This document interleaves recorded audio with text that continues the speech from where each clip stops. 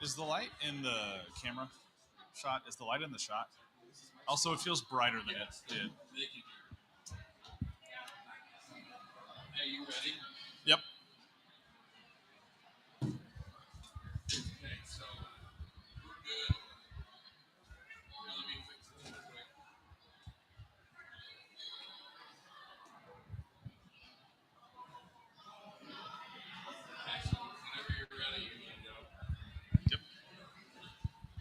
Live. We're live. Welcome into the Frogs Today post-game show. Jamie Plunkett here live at Schollmeyer Arena following a 76-72 Horned Frogs victory over the West Virginia Mountaineers on Tuesday night. The Frogs were without Mike Miles Jr., and everyone was wondering who would step up in his absence, and it turns out it's pretty much everybody. Damian Baugh and Shahade Wells both with 16 points. Jacoby Coles with 17 points. Xavier Cork with 15 points, as the Frogs have four scorers with 15 or more points for the first time this season. It was a balanced effort. TCU won the rebounding battle 32-31. They won on the scoreboard as well, 76-72. We're going to break down this one for you here in the next 20 minutes or so on the Frogs Today post-game show. But before we do that, make sure that if you're watching this on YouTube, you like and subscribe to the channel so you can catch all of the content that we've got for you here at Frogs Today. If you're watching on the website at frogstoday.com, make sure you hit that subscribe button, sign up. I think the first month right now is just $1. And you'll get all the written content by me, Jeff Wilson, Melissa Treebwasser, David Bowden, and the rest of the Frogs Today staff. You don't want to miss out. It's the best TCU coverage you're going to get anywhere in the world. But back to tonight's basketball game. The Horned Frogs improve to 17-5 on the season, 6-3 in Big 12 play. It was a big win without their superstar, and we're going to break it all down for you right now. I want to start, though, by talking about Damian Baugh. Second time a Horned Frog has had a points and assists double-double this year. He finishes with 16 points, 10 assists, also pulled down 6 rebounds, which was second best for the Frogs on the night. Damian has stepped up into a bigger role this year, even over last season when he was asked to play point guard quite a bit in Mike Miles' absence. And tonight, he had some of the best passes I've ever seen from a TCU point guard. A one-handed pass in transition that was a touch pass from Emmanuel Miller to Shahade Wells for a layup. He had a couple no-look passes on the baseline, 3 passes that resulted in Xavier Cork dunks, which is, I think, the most anybody has dunked in this building all year. Xavier Cork, again, finished with 15 points on 6 of 6 shooting, also had 4 rebounds. Baugh has been an important part of this TCU roster all the way back to the beginning of last season, but this next stretch of games is probably going to be the most critical time for Baugh to step up and step into a major role for TCU. Of course, doing so tonight with his double-double, but the Frogs are going to need to see more of that from him because they play 3 of their next 4 games on the road, including a road trip to Oklahoma State. It's the first time they've played the Cowboys all year. That's coming up on Saturday afternoon. Alongside Baugh, though, Shahade Wells got the start in place of Mike Miles, added 16 points as well with 5 assists, 2 rebounds, and just 1 turnover in 30 minutes of play, which is pretty impressive when you consider the fact that he had been playing no more than 18 to 22 minutes in games this season. Of course, he came into today averaging 11 points over TCU's last 3 games on 52% shooting. He was 7 of 10 tonight, so that percentage is going up, and his average is going up as well with those 16 points. It was exactly what TCU needed without Mike Miles on the court, was for Damian Baugh to step up in the way he did and for Shahade Wells to step up in the way that he did. We talked about it pregame with John Denton that Wells needed to have a big night, and he did just that. We did report before the game started that Eddie Lampkin was dressed out and going to give it a go. He ended up only playing 8 minutes, providing 2 points and 2 assists with 1 rebound. But what Eddie did in just those 8 minutes was what he's done all season long, which is provide this team with a little bit of energy, a little bit of an upbeat attitude, and just that kind of extracurricular getting after it that TCU feeds off of so well. And on a night where the crowd was probably 90% students, as they just opened the doors and let all of the students in, that group fed off of Eddie Lampkin's energy, and he really brought it tonight. There was, of course, a little bit of a scuffle after this one as TCU walked over to the student section to do the alma mater as they always do. They passed by West Virginia, who was having a conversation post-game, and there were some words exchanged. It looked like some words exchanged surprised by Eddie Lampkin and Bell for West Virginia, and they had to be restrained, and TCU ended up leaving the court before they sang their alma mater, and West Virginia waited for them to leave before walking down that tunnel. TCU is a stadium where there is only one tunnel on and off the court, and both teams go through that same tunnel. We've seen at different times this year, not only in basketball but in football, where that has created issues and high tension moments. And so I think the coaching staffs of both teams did a really, really excellent job of breaking up that fight quickly and then managing getting both of those teams off of the court in a somewhat sorted manner. But like I said, Lampkin, 8 minutes, just 2 points, 2 assists, and a rebound, but he provided a lot of energy for the Frogs tonight, something that they've been missing for the last 3 games. But in his stead, Xavier Cork had a wonderful night as well with 15 points and 4 rebounds. Cork with the 3 big dunks that we mentioned earlier, all off of assists from Damian Baugh. And he did a great job, too, against Bell, West Virginia's big man, Jimmy Bell Jr., down there in the paint. TCU took a similar approach with Bell tonight that they did against Tanner Groves in that Oklahoma win, where they spent a lot of time in the paint fronting Bell, denying passes to him and never allowing him to really get into a rhythm. He had a couple of turnovers early. He ended up with 4 and ended up only playing 18 minutes on the night, which is way fewer than he did up in Morgantown. He finished the game with just 4 points and 3 rebounds. So if you think about the improvement for TCU in defending Bell and keeping him off of the glass from game 1 to game 2 in the series this year, they did a phenomenal job of that. Credit to Jamie Dixon and the rest of the TCU coaching staff for shutting him down.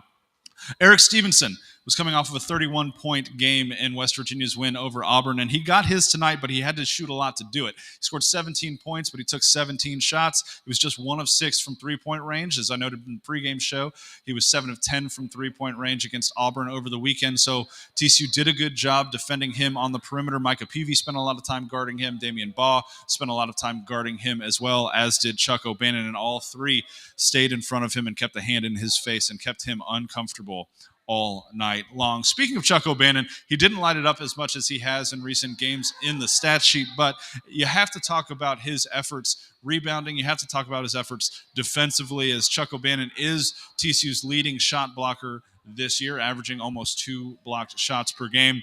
We talked to him earlier last week before the Frogs took on Oklahoma, and he did say that he has made a concerted effort to get better defensively and get better on the glass, and we saw that again tonight from the 6th-year senior. We also talked to strength and conditioning coach Gary Christopher on the State of the Frogs show with Jamie Dixon earlier this week, and he and Christopher and Brian Estridge talked a lot about Chuck O'Bannon, specifically about how he's improved his body this year, how he's putting good food in his body this year, and how he's worked in this offseason on his conditioning and how that's allowed him to improve defensively and also in the transition game as well. So shout out to Chuck O'Bannon for his defense tonight. That was really big for the Frogs. But the biggest story, I think, tonight, outside of the shot making, when the Frogs shot 51.7% from the floor, outside of the win, which was a turn from the first game in this series with West Virginia, it was the rebounding. TCU got out-rebounded in Morgantown 31-18. Jamie Dixon was not pleased with that effort. He said as much during practice on Monday afternoon. I had a chance to listen to him talk to the team, and he told them, he reminded them, you had 18 rebounds in an entire game up in Morgantown this year. He said, that's unacceptable. We have to get better. That's where we win our basketball games. And tonight at halftime, TCU had 18 rebounds. They had out-rebounded West Virginia at that point, 18-14. They lost the rebounding battle in the second half, but they got a couple late. And as our friend John Denton mentioned on the pregame show, when TCU got to 32 rebounds, they were 14-1 coming into this game. Well, they got to 32 rebounds again, so that number goes up to 15-1 now on the season. We're going to take a quick break here, though, on the Frogs Today postgame show. When we come back, we're going to continue to break down TCU's win over West Virginia and start to look ahead at what's coming up on the Horned Frogs schedule. We'll be right back. At Higginbotham, we put people first. So we simply start by listening to you. Whether you're searching for customized insurance, HR, or financial solutions to protect your home, car, health, business, or employees, our specialists are here to serve you, the people you care about, and your success. Higginbotham. Insurance, HR, and financial services. Inspired by you. simply the best barbecue in Fort Worth. Dine in, catering, or drive-thru. 2900 Montgomery, just off I-30. Remember, the best barbecue in Fort Worth is at Railhead Smokehouse.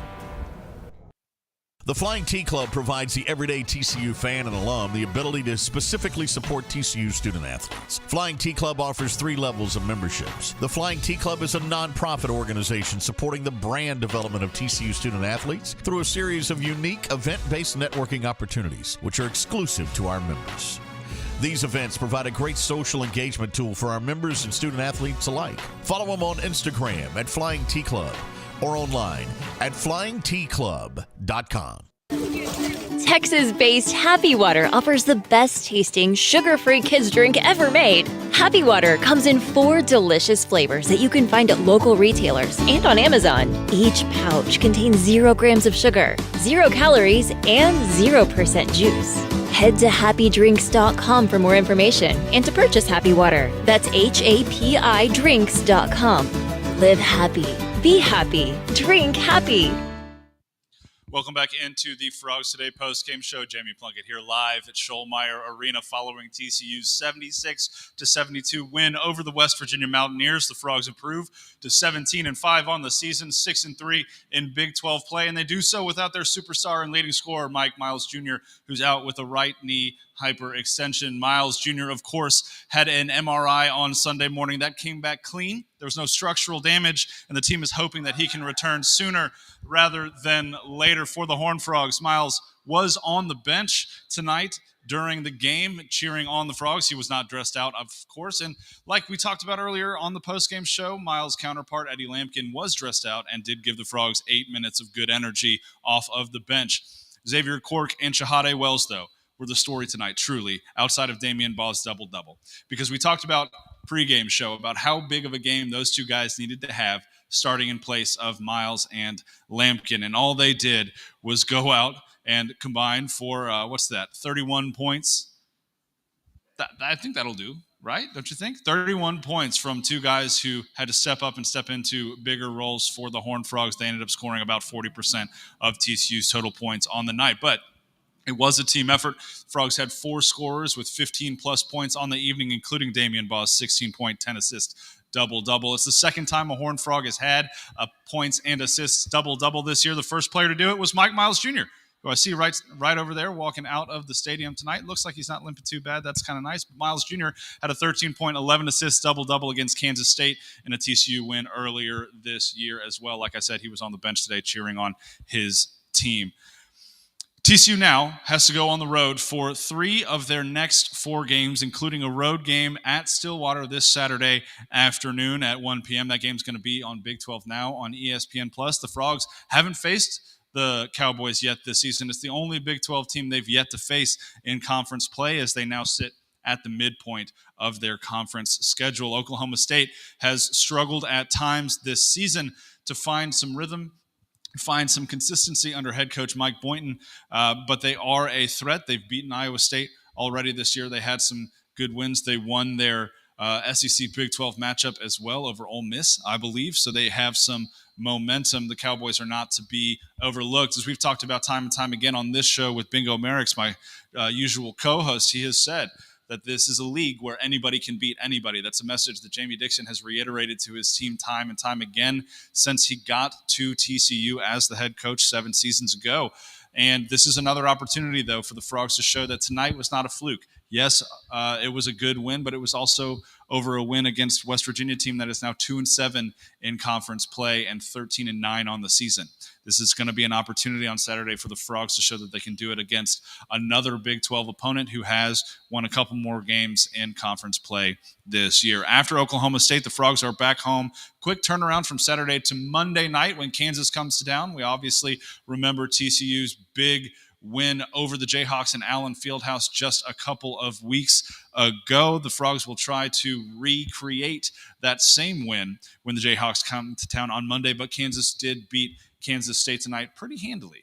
Looks like they might be on a little bit of a revenge tour, and without Mike Miles, we'll just have to see. Of course, Shahade Wells had 16 points tonight. He had 17 against the Jayhawks the last time the Frogs and Kansas met up. After that, TCU hits the road against Lubbock. Wait, I'm looking at the wrong part of the schedule. My goodness. Oklahoma State, Saturday. Next up, Kansas State on Tuesday at Kansas State, because the Frogs have already played the Wildcats down here. After that, next Saturday, the Frogs welcome in Baylor before hitting the road again against Iowa State. A tough 4-game stretch when you consider the fact that Kansas State, Baylor, and Iowa State are all ranked in the top 15 in this latest AP poll alongside the Horned Frogs. To that point, though, about competition in the Big 12, 6 of the 10 teams in the Big 12 are ranked in the top 15 this week in the AP poll. No other conference has more than 4 teams ranked in the top 25, and no other conference has more than 2 teams in the top 15. It is a physical representation of the message that Jamie Dixon has been giving to his players and his coaches all season long, that there is no rest for the weary. This is a schedule that will kill you if you're not careful, and you have to be prepared for everybody. So, Frogs go on the road for 2 straight now against Oklahoma State and Kansas State, and they're going to have to recreate this effort on the road. And it's all going to start, as it always does with the Horned Frogs, with rebounding and transition baskets. The Frogs did not get out and transition as much as they usually did tonight, and yet they still had 20 fast break points. That's an impressive number when you were considering the fact that Mike Miles didn't play. But again, Shahade Wells stepped right into that role and looked incredible doing so. He and Damian Baugh have a rapport. It's clear that they've worked well together in practice all season long, and that translated to working really well on the court together too. They had to get a little bit of those, shake that rust off in the first half against Mississippi State. After Mike Miles went down, they looked really good together in the second half of that game as well, and they picked up right where they left off tonight in leading the Frogs to victory.